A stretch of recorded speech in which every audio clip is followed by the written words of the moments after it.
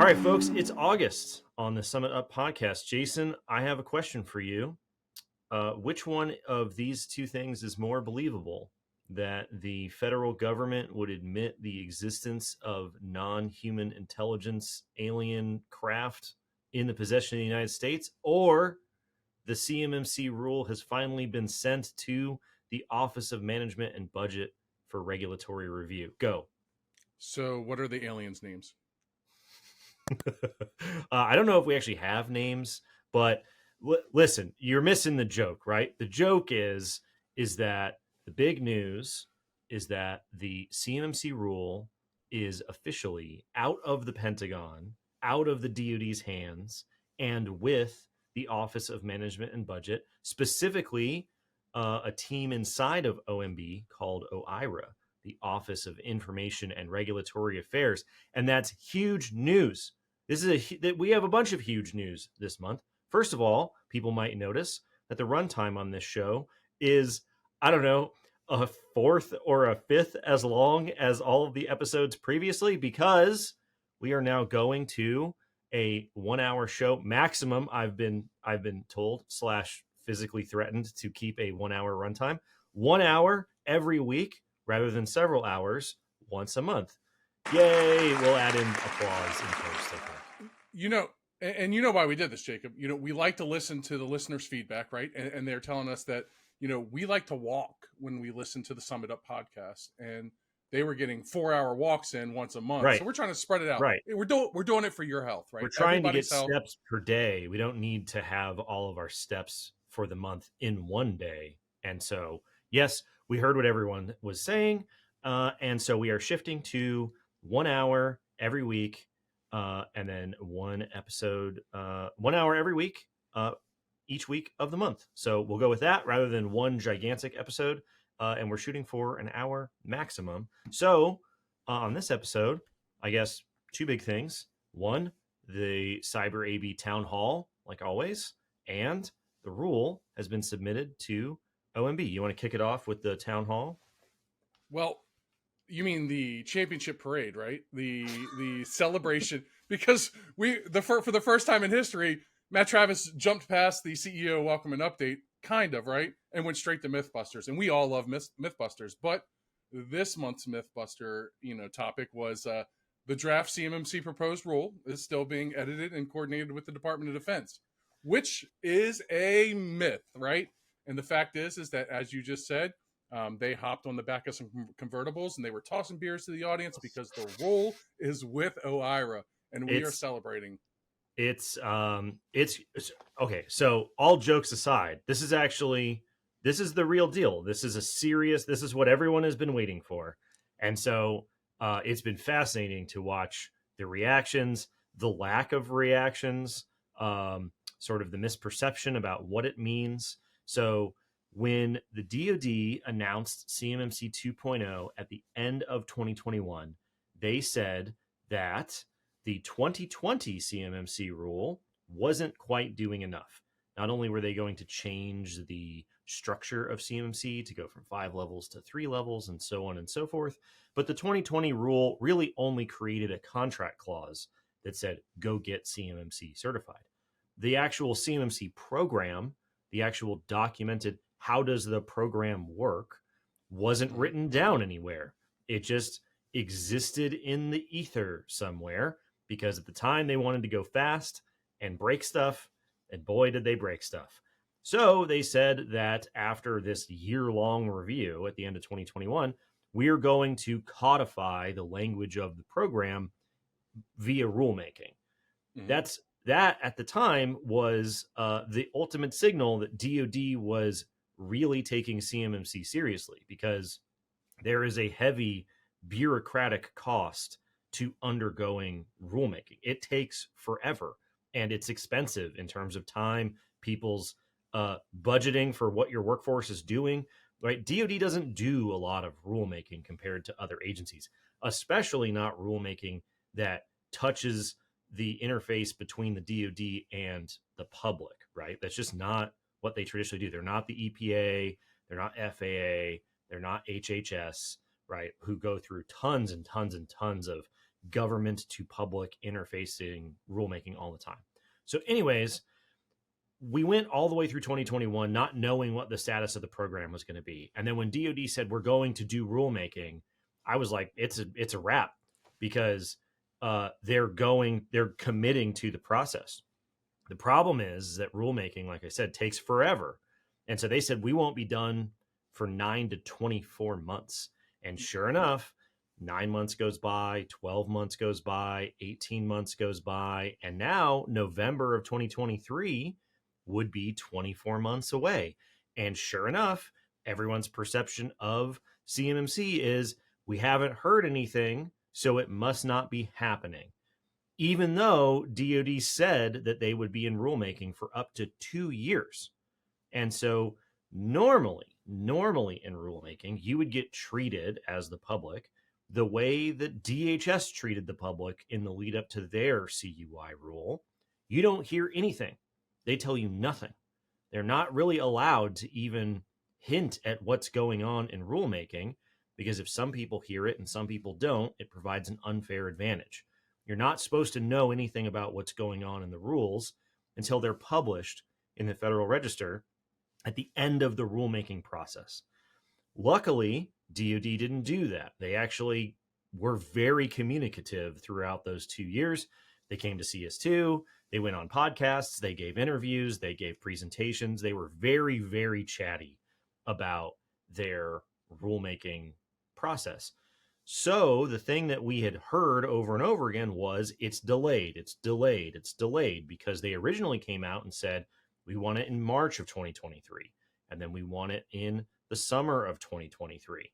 And now they came out recently and they said, we want it in the fall of 2024 or whatever.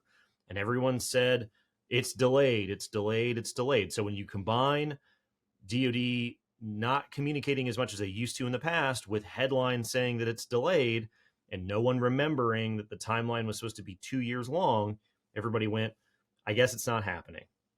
So the most important point that I think people should know is the delay in rulemaking was referring to the submission to OMB, was the handoff from DoD giving the text of the CMMC rule to OIRA within the Office of Management and Budget. And that happened on July 24th. So the delay is over. There is no more delay, right? And we're still within that 2-year window that they announced at the end of 2021. So very, very easy point to miss, I think, because rulemaking is weird. People don't really get it.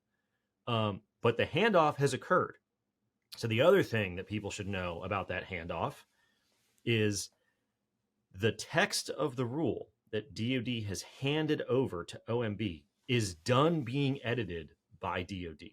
If it were not for the bureaucracy of rulemaking, the additional steps of rulemaking, regulatory review and publishing and blah, blah, blah, all the sausage making and bureaucracy that people hate, if it were not for that extra stuff, the text of the rule that DoD handed over on the 24th of July would be the text of the CMMC rule that they would publish. Does that make sense? Yeah, like 100% in makes sense. DoD's opinion, CMMC as a regulation is done because they have handed it off to other people in the government to do their government thing, right? So the delay is over, and in DoD's opinion, it's finished. The only thing they're waiting on is just the red tape to wrap up. Yep. Just a couple things to add to that, Jacob. First and foremost, a couple episodes ago, we discussed how the DoD had come out and said that they want this rule to go through the Small Business Administration to be reviewed prior to submitting to OIRA. Well, yeah. If it's at OIRA, guess who's reviewed it? The Small Business Administration. That's right. That's right. And then we were, lucky that they went on podcasts and attended CS2s and talked about the rule and the rulemaking process up until this point. But now that it's at OIRA, that's not going to happen anymore, right? They are not allowed. They are physically sequestered, or whatever you may want to call it, to the point where they are not allowed to discuss any aspects of rulemaking until it's published, and that'll be at least November. Yeah, it's a great point. Yeah, so now that they have submitted the rule, they are officially not allowed to talk about the rule. And so I always have predicted that this will make the problem of the misperception of the CMMC being a thing even worse, because Sure. people treat silence from DoD as a confirmation that nothing is happening, Right. and that is not true, right? In our many conversations that we've had with DoD in various forms over the years, the thing that I have noticed the most about how they think about it is they think that if they make a very um, clear announcement once, if there's no update, they don't need to make it again. And this is like probably the biggest contrast before Katie Arrington, during Katie Arrington, and after Katie Arrington is Katie took the opposite approach, right? Love her or hate her, what she did was she banged the drum every day, multiple times for months on end, and it got a lot of attention because she did not have the philosophy that if you say it once, you don't have to say it again because you already told everybody. That's not how it works. It's not how it works, right? You're And still seeing everyone ripples of else, that too now. You're seeing ripples of that because they're coming out and repeatedly stating once rulemaking starts, you'll see it anywhere, even in the yeah, DoD CIO website during yeah, the rulemaking process. Don't expect updates. right. It's Now there for you to they're see. not quite Whether as you I mean they're not accept it quite is as on you. loud. Yeah, they're not quite as loud about it as they were when Katie was running the show. But Sure. from a philosophical standpoint, I've just noticed that they're like, well, why would we need to keep updating people if we've already given the update? Now, Stacy doesn't really do that. Stacy's pretty good about giving updates, but a lot of the other folks that are sort of in orbit around this project, they're like, we already told everybody once. That was 6 months ago. Like, you heard it or you didn't hear it. And I'm like, well, that's not really very helpful. You need to continuously tell people what's going on.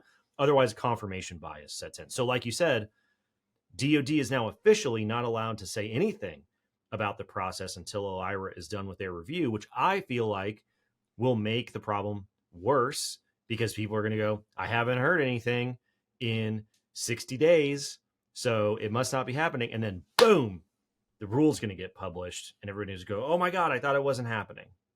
And yeah, that definitely shouldn't be the case. And it should be evident that they're not going to say anything because like I said, the rule went, or like we both said, the rule went over last week on the 24th, right?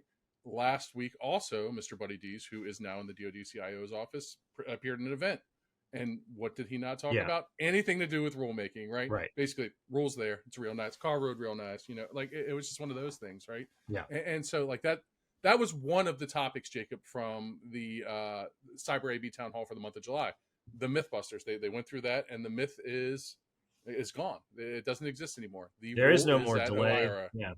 And we'll link the as always to the town hall. I had presented a bunch of slides with a bunch of details on timelines and expected windows of publication and implementation and things like that. So people should definitely check out that video. And then there's just a couple other topics which Matt Travis covered on during the town hall this month. One has been getting a lot of conversation is that now obviously C3PAOs are able to go out and conduct these NIST SB 800-171 assessments for organizations, which are totally separate from the Joint Surveillance Voluntary Assessments that are being conducted in a couple ways, right? But most importantly, one of them is more official, an official result that's inputted by DIPCAC and SPRS score that reflects your CMMC standing, right? It's assessed by DIPCAT and the C3PAO if you do a JSVA, the Joint Surveillance Voluntary Assessment, whereas the NIST SP 800-171 is like an activity conducted by an authorized C3PAO using the same standard, 800-171, obviously, but there are requirements to get it. Anybody that's an organization that wants to be assessed against the 171 framework can go and get one of these 800-171 assessments. The JSVAs, you have to have an active DoD contract, and you have to have a self-reported score in SPRS. Mm-hmm. And then one gives you, like I said, DIBCAC putting an SPRS or the C3PAO putting an SPRS score that's validated into the SPRS system. And the 800-171 assessments, you simply just get a letter of attestation saying you did real good for 800-171. Is that what it says? Is that what it says? You did real good. Again, car road real nice. You done great. And then one has, and the most important part, and one of the topics that's discussed during the rulemaking process, or that's covered within the rule, at least so we think, is the topic of reciprocity with CMMC. If you get one Man, of these, Jacob, I mean, we hear it every month. It's always a question in the town hall, absolutely. deservedly so, right? What's up with reciprocity? What's up with reciprocity? People have heard that the rule is north of 200 pages long. I don't Yeah, know. Nobody else has seen it. Like, I've heard 4. I've heard 2. I I just know it's big. it's huge. It's Right. very large. There has to be something. Please, Stacy, please. There has to be something in this rule about reciprocity, right? I mean, that's where it's got to be. Either yes or no, or maybe. I hope it's not a maybe. But there, I mean, just statistically, they have to at least accidentally have talked about reciprocity, right? There's so many questions, and as we noticed in every town hall leading up to this, a lot of those questions, and with the rulemaking process taking place, a lot of those questions are not cyber AB territory. They're not under the purview of the cyber AB. Oh They're no, things yeah, that are covered by the DoD CIO, and things that we assume, because again, nobody's seen it, right, except for the people that wrote it, and now the people that are reviewing it. We expect that those are topics that are going to be discussed when that rulemaking finalizes, and so basically now it's a hurry up and wait kind of government scenario where we're waiting, and it can't come fast enough until we know yeah. what's in it. And I I think personally, I'm actually, excited. I think actually today, speaking of the difference between those different assessments, I think Amira Armand, friend of the show, previous guest, CS2 presenter extraordinaire, I think she had a pretty good LinkedIn post that sort of lined up the differences between those two. So we'll make sure that we link to that. And we'll also make sure that we link to the Alphabet Soup website because, man, uh, also a common thing that we hear is there's just too many acronyms. We 100%. apologize. Yeah. It's like another language. So we'll make sure that we link to that as sort of an evergreen resource that people can check out. But just to review, the CMMC rule is officially with OMB. Aliens exist. The DoD is not allowed to talk about either one. Yeah. uh, we'll have a link to the AB town hall that gives you all the details on timelines and things like that, so that you can dive into the details if you're interested. But it's happening. It's happening. We are now at the tail end of the rulemaking process, still within DoD's estimated window back from 2021. It's we've turned a corner into knowable, estimable. Oh God, we're doing it again. Estimable. There are knowable timelines based off historical averages for which we can now estimate how long the rest of the rulemaking process will take. Producer Dustin, please have the correct word just flashed across the screen there. Yeah. Can you help the audience understand what Jacob was trying to say? It happens to me all the time. I can relate to you. It's okay, buddy. I Yeah. sympathize with your troubles. All right. And then the town hall, they also covered the ecosystem summit coming up in November, the second annual call for speakers. Link will be in the show notes. And then they're just asking everybody to improve if they are part of the ecosystem and they're on the marketplace. Improve your profile. It's new high speed. There's a lot of new capabilities. You can put real nice pictures and things like that. And then let me just double check real quick, Jacob. Checks notes here. I don't think anything else important happened on the town hall this month. Well, yeah, I mean, the presentation on the rulemaking timeline was probably the majority of it, and then a lot of the Q&A at the end referred to that. So people should check out the recording. Yeah. So there you go. All right, new month, new us, new format, new show. I think we're less than an hour. We'll have all the links. Everybody check it out. Let us know what you think of the shorter format. See you next week.